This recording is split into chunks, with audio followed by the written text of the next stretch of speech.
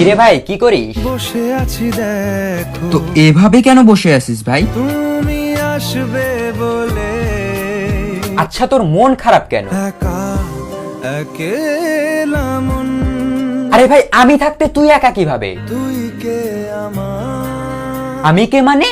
আমাকে তুই ভুলে গেলি? না রে না, ভাই তুই কি তোর লাইফে ভালোভাবে বাঁচতে চাস না? বেঁচে থেকে লাভ কি বল, বেঁচে থেকে লাভ কি মানে?